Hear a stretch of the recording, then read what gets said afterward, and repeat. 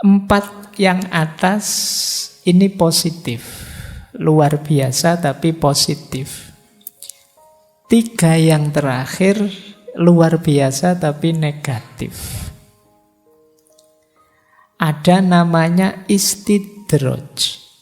Istidraj itu peristiwa luar biasa yang diberikan oleh Allah pada orang-orang yang negatif. Orang jahat, orang banyak dosa, orang banyak maksiat.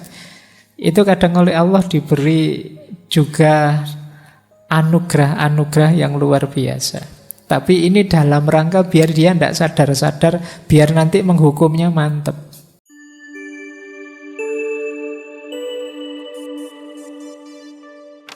Assalamualaikum warahmatullahi wabarakatuh. Bismillah, mari kita lanjutkan ngaji kita. Karomah ini kalau dalam Islam itu salah satu jenis khawarikul ada. Khawarikul ada itu sesuatu yang tidak sama atau berbeda atau kadang diterjemahkan menyalahi adat. Adat itu yang biasanya yang normal. Khawarikul ada itu dalam bahasa Indonesia kadang diterjemahkan peristiwa yang luar biasa. Jadi bukan peristiwa biasa-biasa saja. Nah, di hampir semua agama ada pandangan tentang peristiwa yang luar biasa ini. Nah, kalau dalam Islam ternyata jenisnya banyak. Ini kan kalau dalam bahasa Inggris kan kadang hanya pakai istilah miracle, mukjizat. Nah, ini bagian dari mukjizat. Kita awali. Ya, padahal mukjizat itu peristiwa luar biasa yang dianugerahkan oleh Allah kepada para nabi. Jadi untuk penguat dakwahnya. Meskipun kalau dalam bahasa Indonesia kata mukjizat ini rasanya umum saja. Ada orang misalnya kecelakaan sedahsyat itu kok selamat, terus beritanya ini di antara sekian orang yang tewas ada satu orang yang mendapat mukjizat sehingga dia masih hidup. Nah itu kalau tidak hati-hati kamu, wah ini jangan-jangan habis kecelakaan jadi nabi dia, kok dapat mukjizat. Tapi ya memang bahasa Indonesia secara umum mendefinisikan mukjizat itu pokoknya peristiwa luar biasa begitu saja.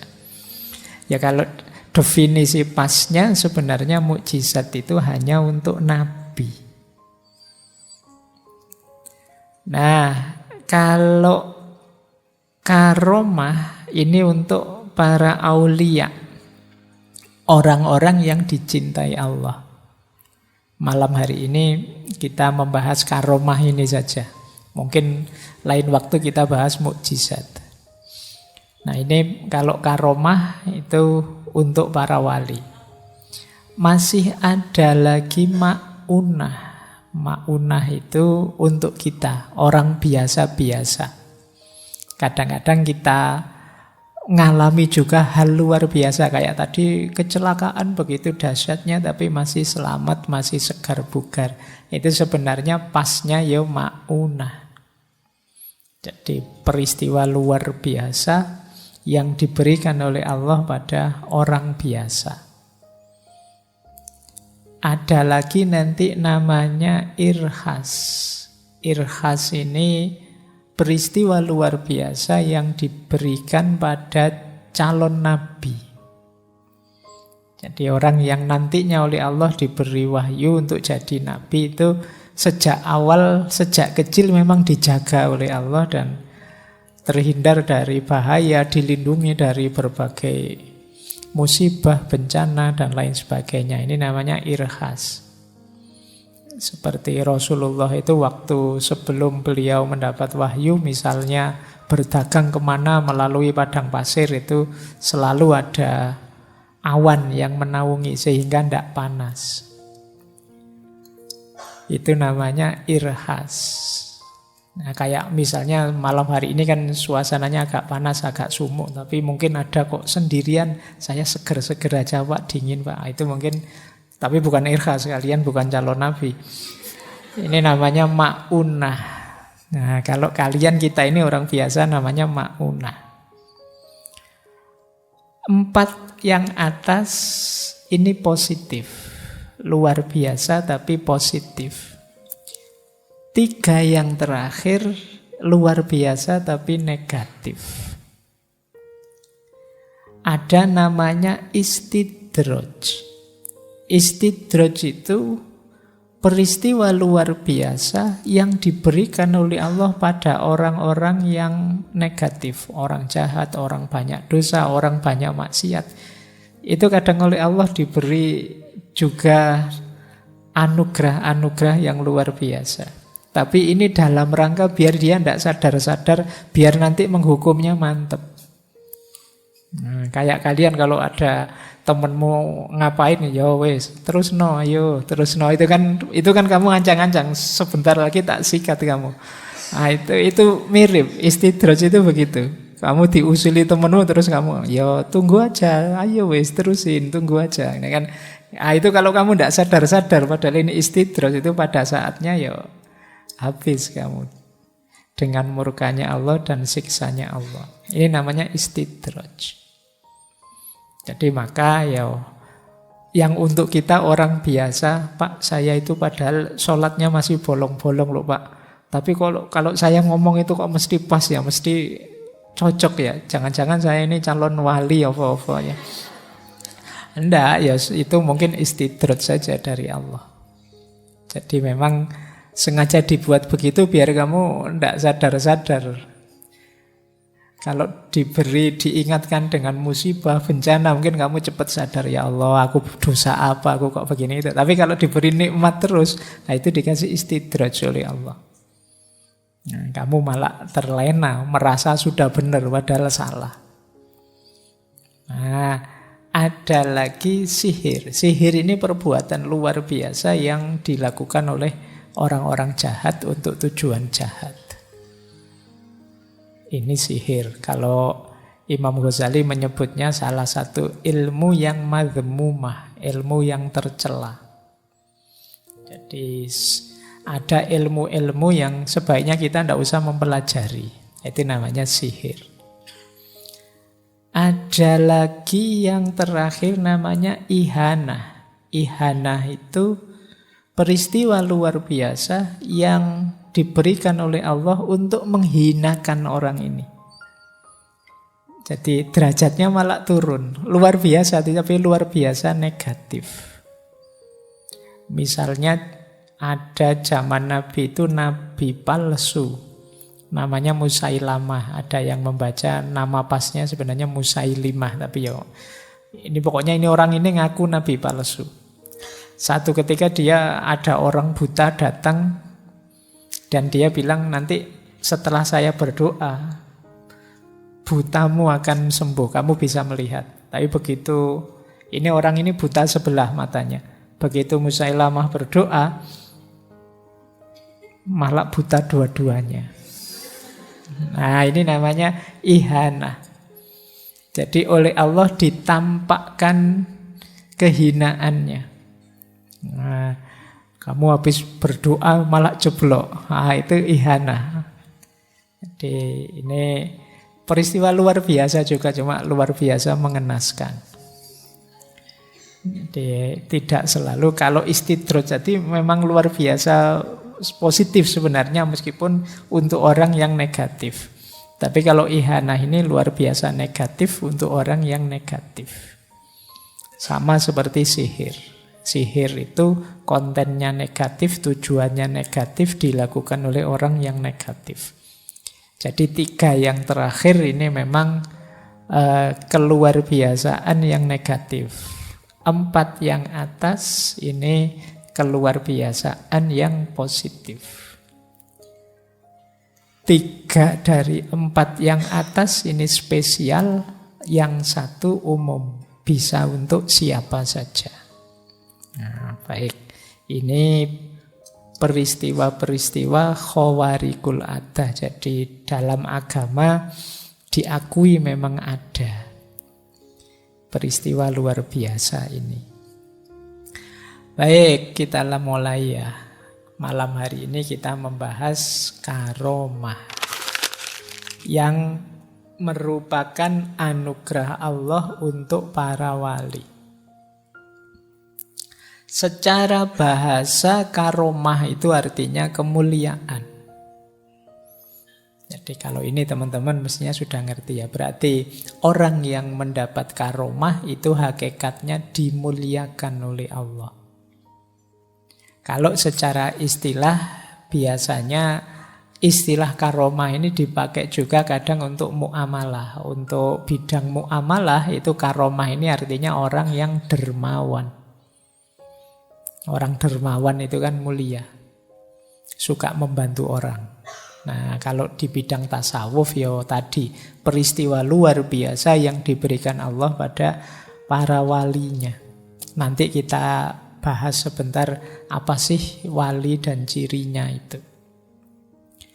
Definisi paling masyhur dari karomah misalnya kita ambil dari Jawahirul Kalamiyah Al-Jazairi.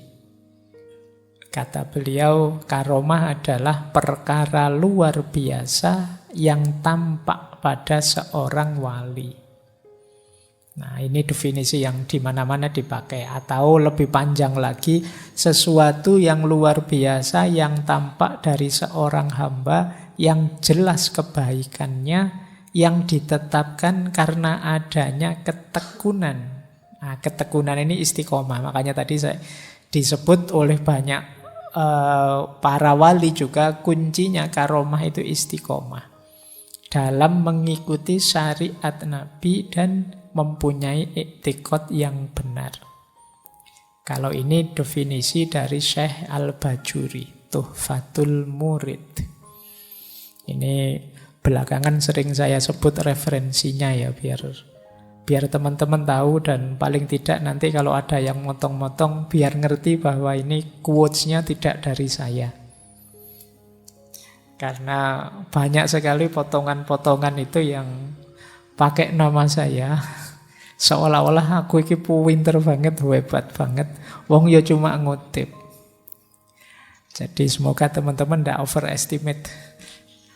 Jadi tidak nganggep wah Faiz canggih sekali ya kalau bikin kalimat. Wah aku cuma ngutip. Itu kebetulan yang dianu pas bagus, nanti jangan-jangan yang dikutip pas jelek ya dianggapnya wah pikirannya kok kayak gini ya, bisa begitu nanti. Maka teman-teman yang motong-motong agak hati-hati ya. Lebih lengkap, lebih bagus. Atau ngertilah caranya motong biar tidak separuh-separuh. Saya khawatirnya kayak Fawailul lil musallin zaman Abu Nawas itu. Dipotong di situ saja.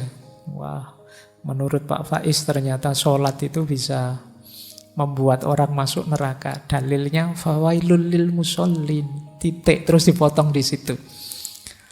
Nah, hati-hati dengan yang motong-motong.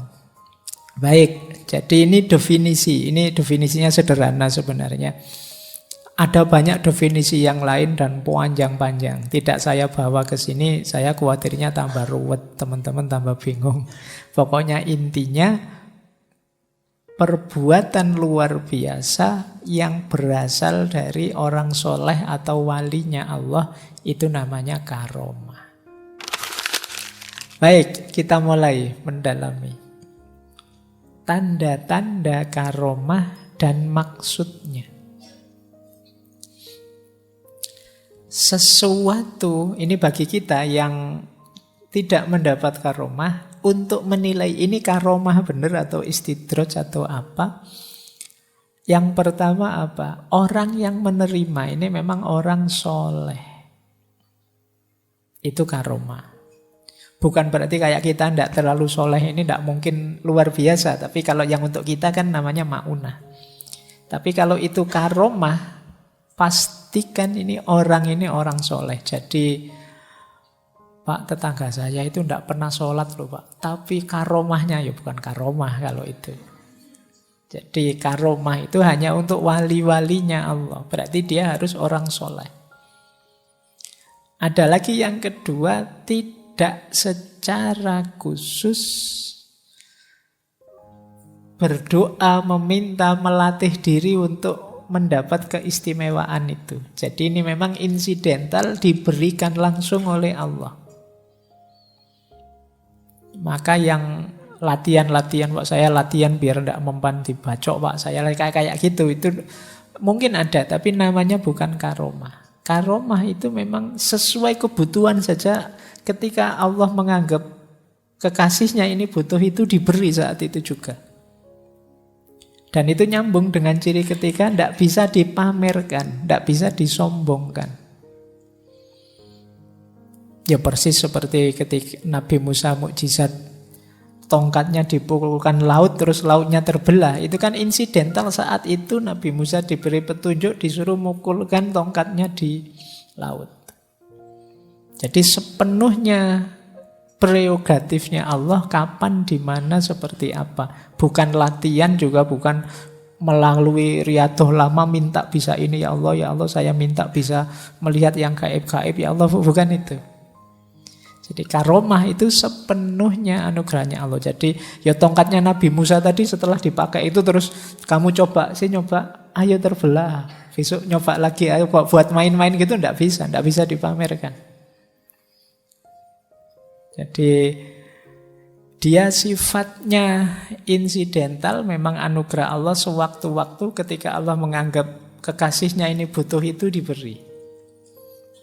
Makanya tidak bisa dipamer-pamerkan. Tidak bisa kok, wah saya wali loh, coba lihat saya bisa jalan di atas air nih, itu dipamerkan. Tidak bisa begitu. Jadi ciri sederhananya, orangnya memang soleh, bukan sesuatu yang memang diminta lama atau dilatihkan lama. Dan yang ketiga, tidak dipamer-pamerkan. Ini namanya karomah. Terus maksudnya apa sih? Karomah itu dianugerahkan oleh Allah. Secara umum targetnya 3. Jadi pasti itu tidak sekedar keuntungan atau kesenangan atau senang-senang saja bagi orang yang dicintainya, tapi lebih pada untuk meningkatkan tambah mantap. Tambah Allahu Akbar, betapa Allah itu maha kuasa. Manusia yang secara fisika, matematika tidak mungkin bisa jalan di atas air, ternyata bisa. Orang tambah yakin. Ini target pertama. Jadi hadirnya karomah menambah mantap keimanan seseorang.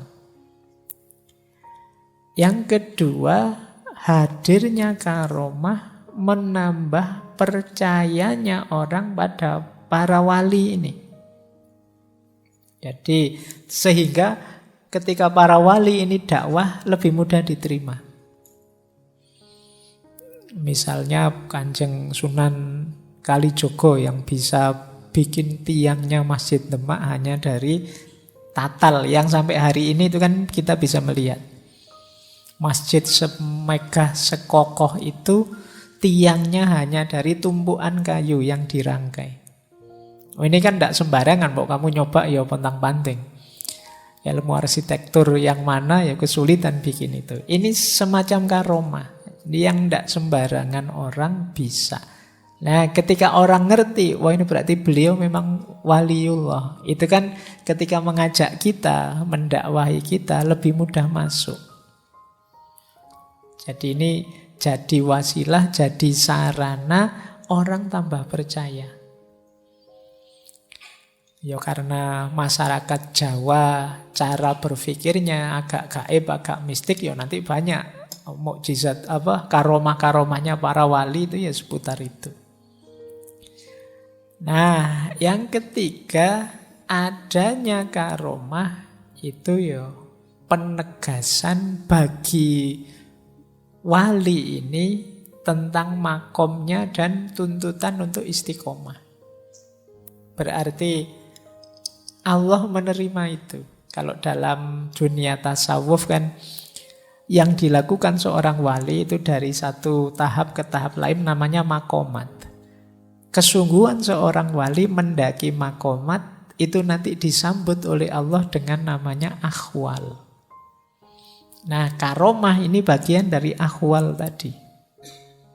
Meskipun kalau dalam tasawuf, karomah ini kadang-kadang posisinya tidak sekedar anugerah, tapi juga ujian. Jadi kalian diberi karomah, misalnya kalian wali ya, diberi karomah itu bisa dimaknai juga sebagai ujian. Setelah dapat karomah terus apa? Ayo, yang kamu lakukan. Kamu merasa sudah sampai tujuan, selesai, atau tambah istiqomah, atau lebih meningkat lagi istiqomahnya, atau apa? Ini namanya ujian. Kayak kalian lulus kuliah itu loh, sampai di 1 degree misalnya, lulus S1. Itu kan anugerah, tapi kan sekaligus ujian. Setelah lulus terus kalian mau apa terusan? Kemarin statusmu mahasiswa, sekarang naik makom jadi alumni. Saya tidak tahu jadi alumni itu makomnya naik atau malah turun. Tapi kan ganti makom sekarang. Ini kan semacam ujian. Lah terus apa yang kamu lakukan terusan dengan itu? Nah, makanya kalau dalam ilmu tasawuf itu karomah itu harus hati-hati yang mendapat karomah ini. Karena banyak yang terdistraksi di karomah ini. Begitu dapat karomah terus merasa selesai perjalanannya. Padahal karomah ini bukan akhir perjalanan. Masih panjang perjalanan menuju Allah. Baik, jadi itu tanda-tandanya dan maksudnya. Tapi seperti saya bilang tadi, karomah bukan tujuan final. Karomah itu anugerah Allah yang ada kalanya bisa jadi ujian. Jadi seseorang yang diberi karomah oleh Allah seharusnya merasa bahwa dengan karomah itu dia tambah taat, tambah tawaduk, senantiasa bersyukur, tambah takut pada Allah. Kuatir jangan-jangan ini istidraj. Jangan sampai kita merasa bahwa kita berhak atas karomah. Orang yang merasa berhak atas karomah berarti dia sama sekali tidak layak. Berarti apa? Dia bersandar pada amalnya. Dia merasa kuasa menghadirkan keluar biasaan. Ya Allah, saya sudah melakukan wirid ini, istiqomah bertahun-tahun ini. Harusnya mulut saya ini sudah dapat karomah ini. Menuntut itu, yaitu sebenarnya menunjukkan bahwa kita bersandar pada amal namanya. Padahal kalau dibandingkan nikmatnya Allah, meskipun Allah tidak memberi karomah pada kita, sudah tidak terhitung nikmatnya. Jadi begitu kita dapat karomah, kok kita merasa, oh ya memang pantas lah saya dapat karomah. Ibadahku luar biasa kok. Aku tiap hari wiritan tidak berhenti-berhenti, kemana-mana bawa tasbih, subhanallah, subhanallah, ya pantas saja aku dapat karomah. Begitu kita merasa ini, saat itu juga drop makom kita. Kenapa? Kita merasa mampu menghadirkan karomah tadi. Kalau bahasa tasawufnya kita bersandar pada amal, mengandalkan amal kita. Jadi berarti apa? Karomah itu hadir sepenuhnya prerogatifnya Allah. Jadi tidak sama sekali tergantung pada banyaknya amal kita. Meskipun banyaknya amal itu jadi jalan ridhonya Allah, yang antara lain bisa menghadirkan karomah. Jangan seperti iblis. Iblis itu merasa mulia, merasa lebih tinggi, merasa lebih berhak atas karomah sebagai khalifah di muka bumi dibandingkan Adam.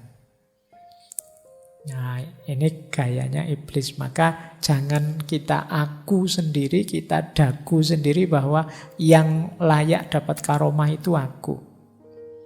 Makomku sudah tinggi, maka harusnya aku yang dapat karomah ini. Enggak. Jadi kemuliaan itu sepenuhnya haknya Allah. Yang bisa kita lakukan ya memberikan yang terbaik yang kita mampu untuk kita tambah dekat kepada Allah. Itulah hakikatnya karomah. Terakhir, sehubungan dengan tema kita bulan ini muhasabah, maka pelajaran dari karomah sebenarnya ayo kita muhasabahi selama ini seperti apa respon kita, sikap kita tatkala kita mendapat anugerah dari Allah. Apakah membuat kita tambah dekat pada Allah atau jangan-jangan membuat kita sombong, merasa besar, merasa penting, merasa terkenal, dan pada akhirnya kita tambah jauh dari Allah. Setiap kita pasti sudah dapat anugerah itu dari Allah, entah di skala yang luar biasa namanya karomah, atau di level biasa-biasa saja yang kita nikmati dalam keseharian. Sebagaimana karomah tadi, di balik anugerah terkandung juga ujian bagi kita. Bagaimana sikap kita yang pas? Jangan sampai dari anugerah terus berubah jadi murkanya Allah. Karena kesombongan kita, rasa tinggi, rasa besar kita. Kita lanjutkan. Nah, sekarang kita lihat ada beberapa jenis karomah. Saya awali ya. Karomah anggota badan. Ini di Futuhat. Kalau teman-teman cek di Futuhat ada anggota badan kita. Kalau kita istiqomahi dalam ketaatan kepada Allah, akan memunculkan karomahnya sendiri. Mata kita itu kalau konsisten takwa, menjalankan perintahnya, menjauhi larangannya, dia akan mulia, dapat karomah. Kata Ibnu Arabi, dia bisa melihat jarak jauh, melihat di balik tirai. Rasanya jauh tapi ada di depan mata. Bisa melihat juga alam rohani.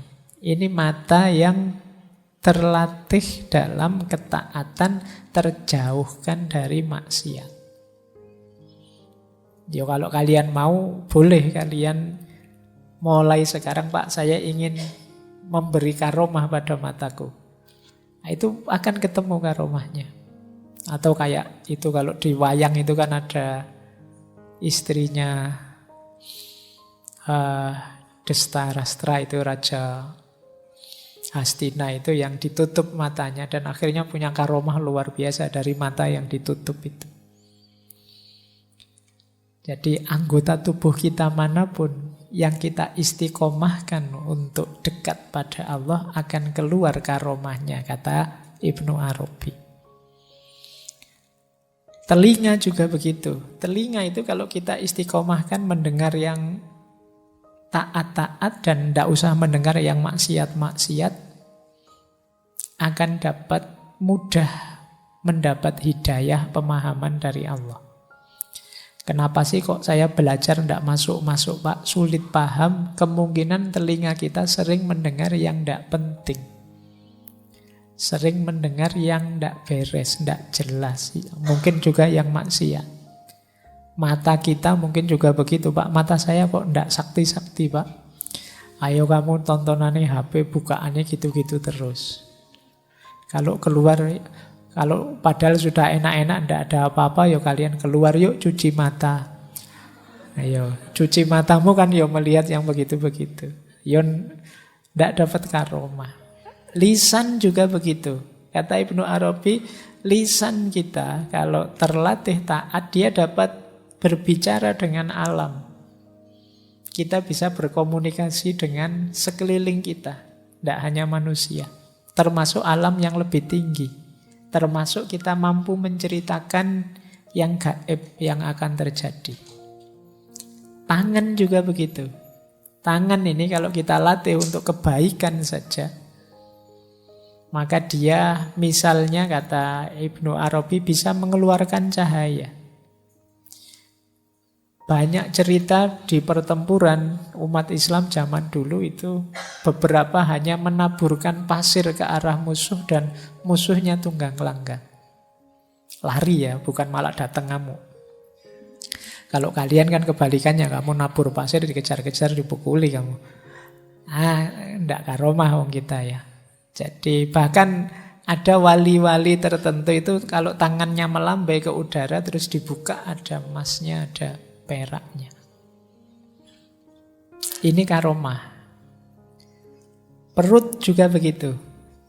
Ayo kita jaga perut kita dari yang haram, kata Ibnu Arabi, maka dia akan menjaga kita pada akhirnya. Ada cerita Syekh Haris Al-Muhasibi itu begitu masuk makanan yang syubhat saja, perutnya langsung mual dan muntah. Jadi pada akhirnya dia menjaga dirinya sendiri. Kelamin juga begitu. Jagalah dari yang tidak beres-beres, tidak penting-penting, yang tidak halal-halal, akan ketemu rahasia kesehatan, rahasia kematian, bahkan kita akan punya kemampuan, kata Syekh Ibnu Arabi, menyembuhkan orang sakit.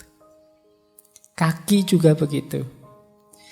Yang tadi melipat bumi, jalan di atas air, jalan di udara, bisa kita dapat.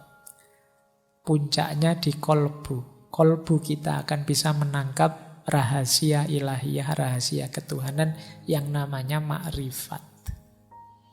Oke, ini satu contoh ya, ilustrasi bagaimana karomah hadir karena ketaatan. Ada lagi karomah ilmu. Ada banyak cerita-cerita tentang karomah ketika orang menuntut jalan ilmu.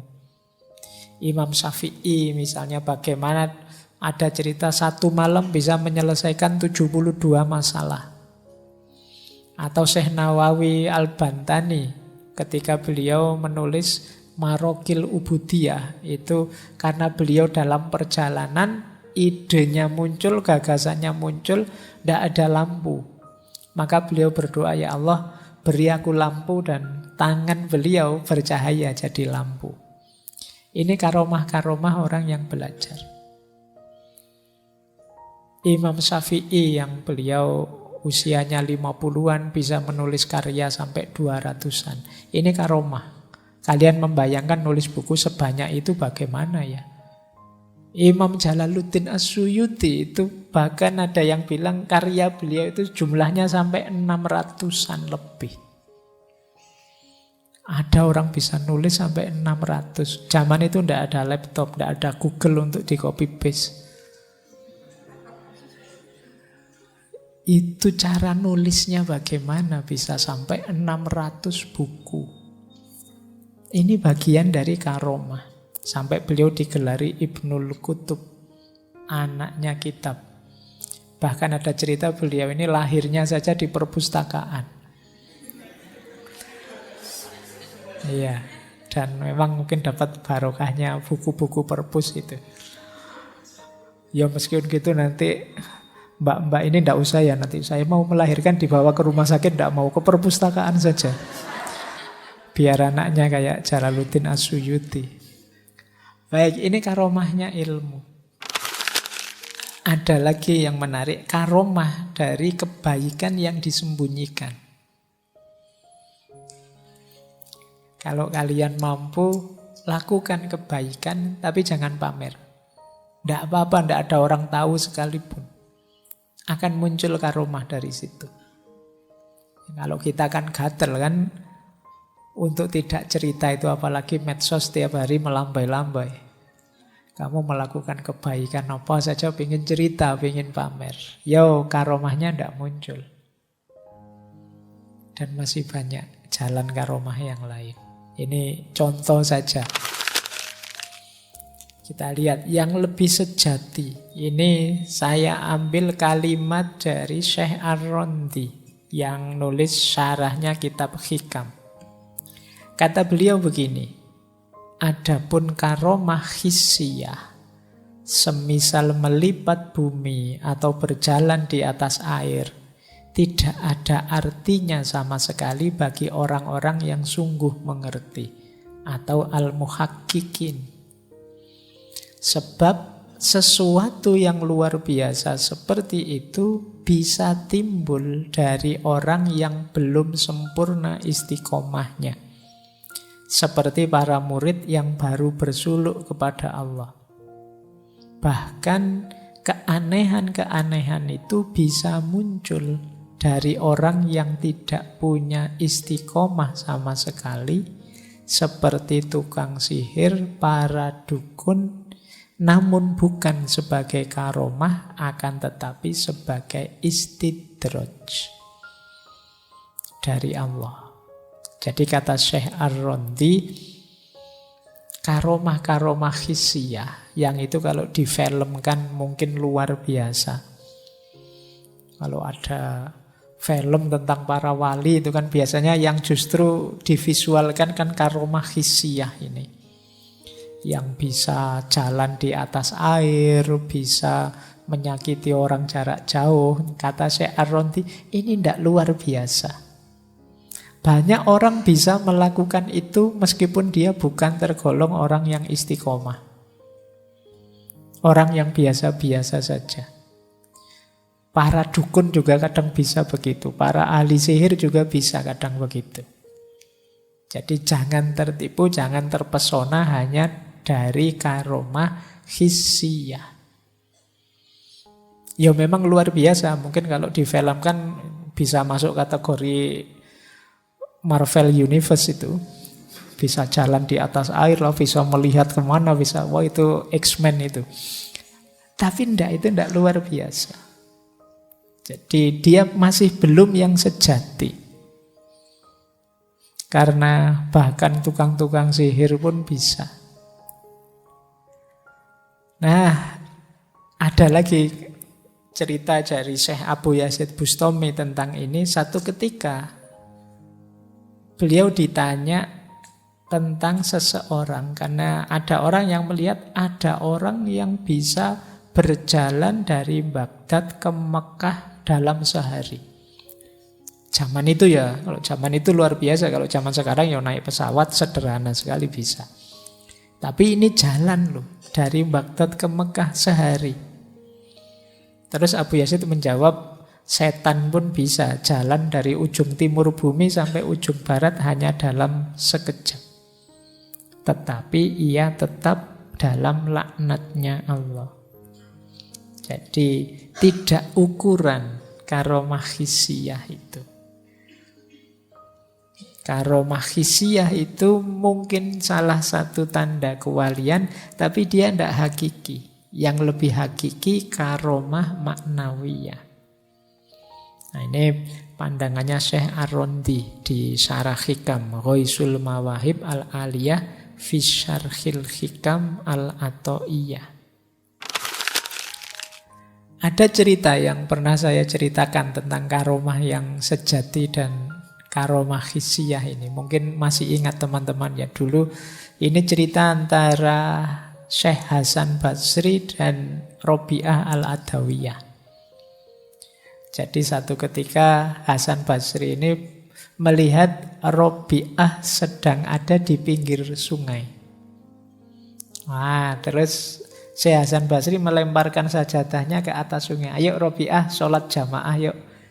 Jadi sajadahnya dilempar di atas air. Wah, ini semacam mameri Robi'ah. Ayo levelnya tinggi mana kewaliannya, mungkin ngono karepe. Terus dijawab oleh Robi'ah, wahai Hasan, kalau engkau ingin memperlihatkan karomahmu, yo kurang tinggi itu. Ini tak tunjukkan yang lebih tinggi. Terus Robi'ah melemparkan sajadahnya ke udara. Ayo wes, sekarang aku makmum, tapi aku sholatnya dari udara. Kamu mendekat ke sini, ke udara. Nah, Hasan angkat tangan, Syekh Hasan Al-Basri. Wah, lebih tinggi ternyata bisa di udara. Saya masih butuh air untuk alasnya. Nah, tapi terus dimarahi sama Robi'ah. Wahai Hasan, apa yang engkau lakukan, ikan juga bisa. Dan apa yang aku lakukan ini lalat juga bisa. Tidak luar biasa. Urusan yang hakiki berada di luar kedua karomah ini. Seseorang harus fokus ke urusan yang lebih hakiki. Jadi karomah itu aksiden saja, tidak penting. Tidak usah pamer karomah, itu maunya Robi'ah. Karena karomah itu tadi hanya ujian. Kalau kamu membanggakan bisa jalan di atas air, itu ya ikan juga bisa, bebek juga bisa. Kalau kamu membanggakan bisa jalan di udara, burung juga bisa. Jadi kamu masih selevel burung saja kalau di situ sudah bangga. Berarti apa? Tidak di situ kuncinya. Yang hakiki ya Allah saja fokusnya. Tidak usah mikir yang lain-lain. Nah, ini untuk membedakan tadi ya antara hissi dengan maknawi. Yang maknawi ini yang lebih hakiki, bukan yang hissi. Nah, saya lanjutkan. Inilah pandangan-pandangan para ulama tentang yang hissi dan maknawi. Yang sejati itu apa? Kata Syekh Abu Hasan Asyadzili, setiap kekeramatan, setiap karomah yang tidak disertai keridhaan terhadap Allah, berarti orang itu tertipu dan pasti akan binasa. Jadi sudah mendapat karomah, kok lupa dengan Allah, tidak peduli keridhaan Allah, ini degradasi, sudah habis kewaliannya. Dia pasti akan binasa. Atau muridnya Syekh Sazili, Syekh Abul Abbas Al-Mursi. Kata beliau, bukanlah karomah itu bagi orang yang bisa melipat dunia, sehingga dalam 1 detik bisa sampai Mekah dan negara lain. Tetapi kebesaran itu ialah orang yang dilipatkan baginya hawa nafsunya, sehingga dia langsung dekat dengan Tuhannya, di sisi Tuhannya. Jadi kata Syekh Mursi, kalau ada cerita-cerita, wah beliau ini loh walinya Allah luar biasa, sholat Jumatnya saja di Mekah dan lain sebagainya. Ya itu karomah, tapi bukan itu intinya. Karomah yang sejati itu yang terlipat bukan jaraknya, tapi nafsunya. Sehingga ketika nafsu ini terlipat, akhirnya dia tambah dekat pada Allah.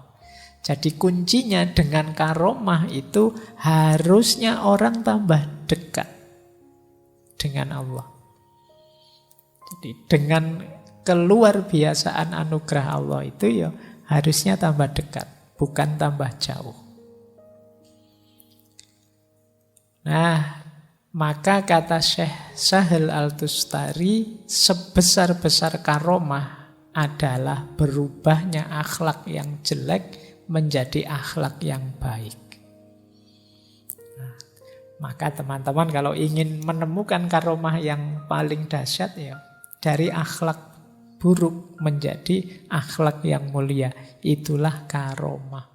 Makanya istilahnya akhlakul karimah. Akhlak yang mulia. Nah, di bagian lain Syekh Sahal bilang begini, kamu jangan heran kalau melihat orang yang tidak punya apa-apa di sakunya, tetapi ketika ia ingin sesuatu, dimasukkan tangannya dalam sakunya dan mendapat apa yang dia inginkan. Biasa kalau cuma kayak gitu. Tapi kamu boleh heran pada orang yang menaruh sesuatu di sakunya. Tetapi ketika ia ingin sesuatu itu, dimasukkan tangannya dalam saku dan tidak ada apa-apa di dalamnya. Tapi dia tidak berubah imannya kepada Allah. Jadi kan ada orang itu mungkin sakti atau memang karomah dari Allah. Kantong tidak ada apa-apa, dikeluarkan segala sesuatu yang dibutuhkan. Dulu mungkin ada kasus yang dari balik punggung uangnya keluar semua. Meskipun terus akhirnya masalah kan. Jadi itu jangan diherani yang kayak gitu. Jangan takjub dengan itu. Saku kosong tiba-tiba banyak uangnya, itu tidak menakjubkan. Yang menakjubkan itu saku banyak uangnya, kamu sering sedekah sehingga pas kamu sendiri butuh tidak ada isinya. Itu pun kamu tetap imanmu, syukurmu pada Allah tidak berubah. Ini yang hebat, kata Syekh Tustari. Nah, sayangnya kita ngertinya ini sekarang ya. Kok coba kemarin pas kasus-kasus penggandaan uang dan lain sebagainya itu teman-teman ngerti ini. Mungkin nggak banyak yang tertipu. Kita sering tertipu kalau ada kantong kosong tiba-tiba isi. Uang digandakan ya kita, wah takjubnya luar biasa. Itu tidak mengagumkan, kata Syekh Tustari. Yang mengagumkan adalah kantong yang semula isi, pas kita butuhkan malah kosong. Karena kita mungkin rajin sedekah, kita dermawan. Itu pun kosong, kita juga tidak meratap, tidak nangis. Kita tetap beriman, tetap bersyukur pada Allah. Inilah tanda bahwa kita sedang dapat karomah yang sejati. Karomah yang maknawi tadi. Tidak yang hissi.